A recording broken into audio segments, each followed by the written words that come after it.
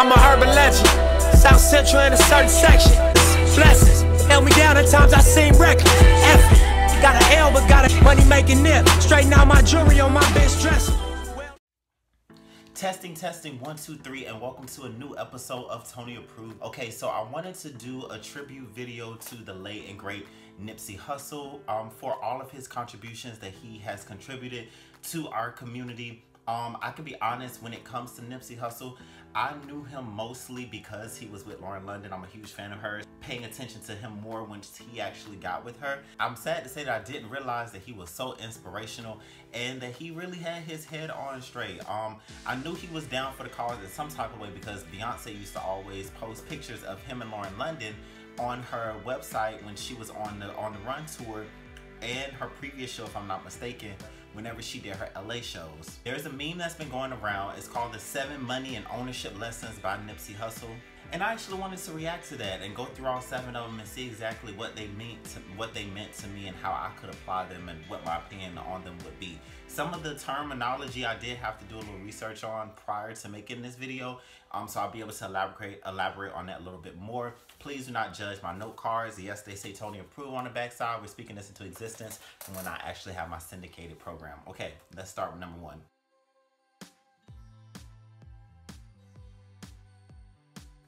You learn all the secrets to the game on your way up. Most folks want to skip the process. When you skip steps, you miss the lesson. I can definitely apply this not only to business models, but just to my life personally, and even really to ToniApproved. I take that as him saying, you know, when you're really trying to achieve something, you're really trying to move forward with it, it really takes time. There is a process to everything. There's a process getting to school, getting through school, process to working out. Even with ToniApproved, you guys, it's a process for me to get used to editing my own videos and come up with my content and staying on top of things. And there are a lot of ups and downs throughout this process, a lot of bumps in the road, and I agree with him when he says that you skip steps, you miss the lessons. You know, some people are a little bit more fortunate. Some people are able to get a little bit more ahead in life than you might be able to because they have more access to certain things. But within struggle and within working hard towards something, there's always a lesson. There's always some strength that you're able to gain and ways that you're able to move differently moving forward. So that's really more what I take away from that one.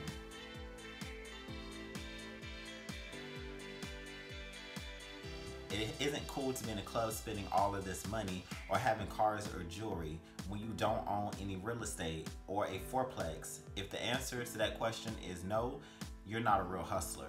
This is really inspirational to me because I'm at the point right now where I'm coming up with financial plans. I'm trying to get my cash flow up, and I'm really working on the steps to go ahead and become a millionaire because that's on my goals list, and that's something I am definitely wanting to scratch off my list by the time at least I'm 30. I have a lot to go, so, you know. But, you know, not only Nipsey, but it's a lot of people that talk about that, about putting your money into things that are going to appreciate and not devalue. Things that'll be devalued is something that doesn't create value over time, like jewelry, like cars, going on trips and doing all that stuff. Yeah, it's cool, and yeah, you'll have great experiences and great memories and stuff, but you're not having something that's going to be keeping your wealth going and keeping funds coming in, so you won't have to work a 9 to 5 or anything. That is definitely on my goals list to make sure I'm looking into stock investments and also start looking into eventually real estate when I really have some bank rolling in, because he's not the only one that's mentioned that. Jay-Z mentioned that a lot on 444 as well, and J. Cole mentions that in his music and a lot of the conscious rappers, so I really appreciate that nugget.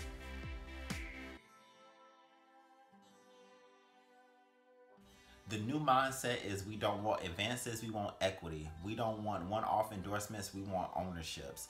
Now, I actually had to do some research on what equity is. I'm gonna post the links down in the description box for the 2 videos I watched that kind of came up with the definition.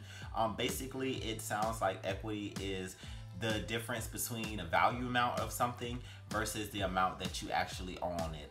Some of the videos use a house for an example. So like if a house is $100,000 and you've already paid on $60,000 on there, you have a $40,000 equity amount. And with him saying that we don't want advancements, we want equity. I take that as him saying, and I could be wrong, but this is just how I interpret it. If you want to sell me something, don't just sell it to me at value market. Give me a little bit more of a discount to what the value is, so that way I can buy it and I can not only have ownership of it, but I will have equity as well. Don't just give me advances on funds that I'm going to end up having to pay back to you. No, I don't want to pay you back. I want to keep money coming in. That's the whole purpose of it. Even when it comes with endorsements, I don't want to be endorsed. I mean, right now I would like to have some endorsements come trying to get cash up. But eventually, when you're having it rolling in, I don't want to be endorsed by these different companies. I need to own the companies so I can endorse other people and making sure that they're able to move forward with their own business ventures and do the same thing as me, as far as making their own dreams come true and taking care of their financial wealth for their own families. And these are just mindsets that you have to take on once you actually got your money and you're actually moving forward. It's best now to start, for me, it's best now to start adapting all of these mindsets. As I'm working at the beginning stages of ToniApproved, and as I get bigger and I have more funds and things coming in, then I can definitely put all of these words into action.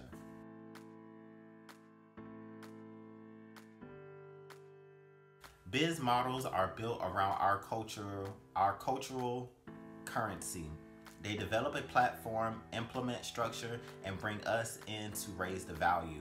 So basically for me, I feel like that's just him basically saying, you know, he brings to the forefront the value of the black dollar, and everybody's always talked about that, and I feel like so many of us are asleep when it comes to knowing that in reality we make this stuff go around. Maybe more of the Eurocentric population is buying more of the music and buying up more things because they have more access to certain things because of family wealth and value. But when we really put our money and our minds into things, we move mountains. Ask us, as Black Panther, as the fact that Beyonce's still selling 2 million copies of her albums in the climate where ain't nobody selling copies of her albums without having to do contract deals.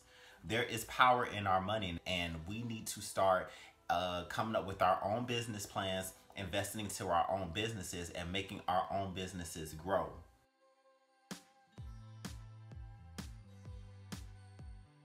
Own the supply chain from production to consumption. People take shots at Jay-Z, but he's the first Black artist to have a virtually integrated business model where he owns the whole chain.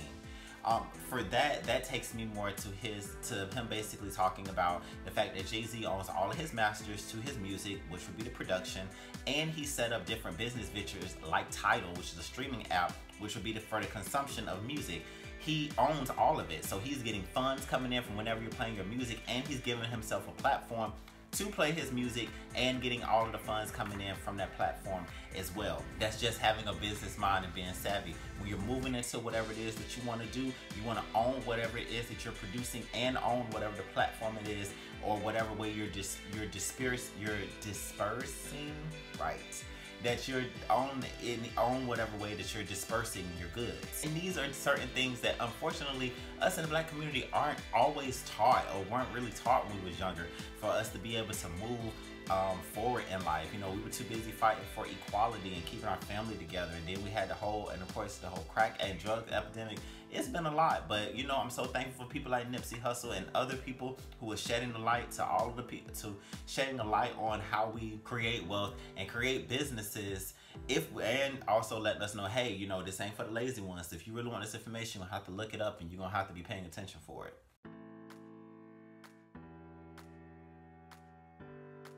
I released 1,000 mixtapes and charged $1,000 for each because I understood the economic principle of scarcity. The profit fueled my independent label.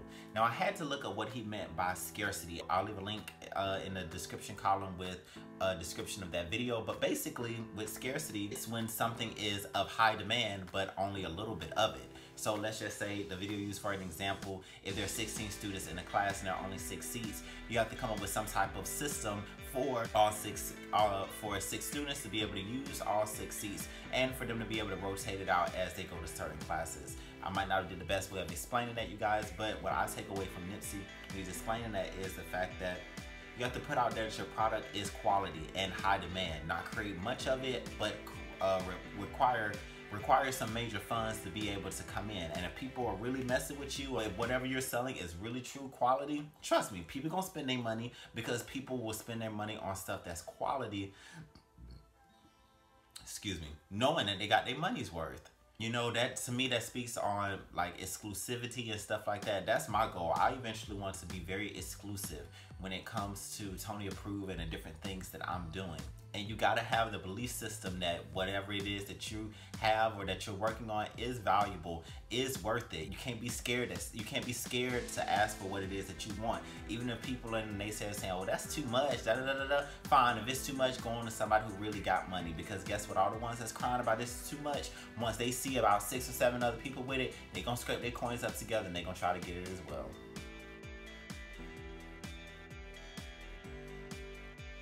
His final point: out on the block where I used to hustle from, 8 a.m. to 10 p.m. I hustled, then I rented.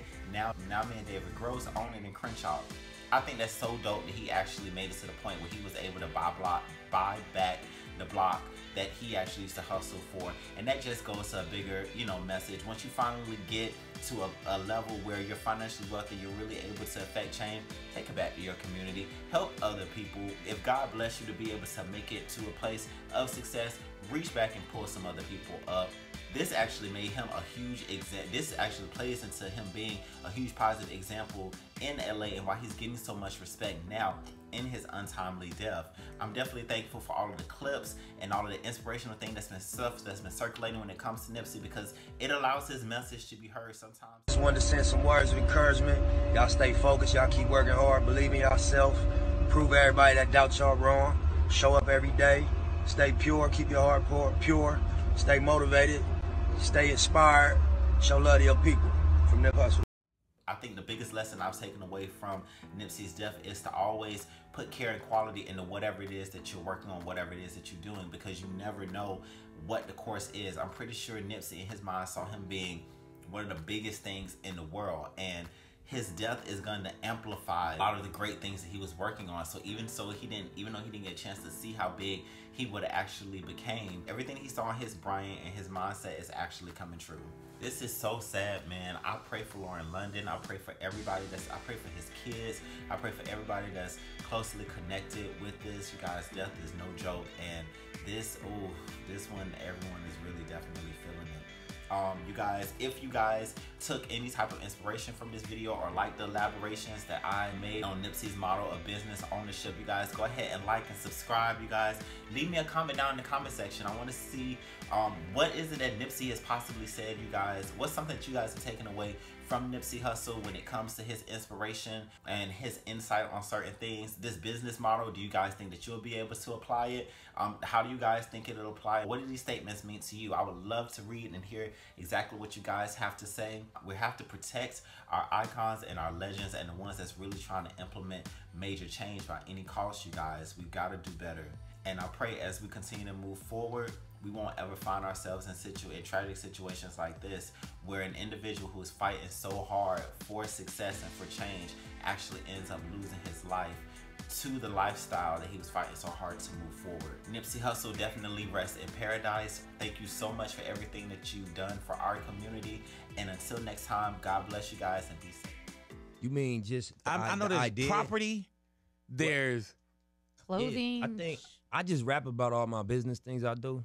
You know what I mean? And I think that's why you would include that into my brand. Mm-hmm. I know rappers that don't ever say nothing about real estate that own real estate. Right. It ain't a part of their lingo and their music, you know, but they own a lot of real estate and they got businesses and stuff like that. I just feel like, you know, I was always a hustler. So when I talk to a young dude, I'm like, bro, my advice to you is going to be money advice.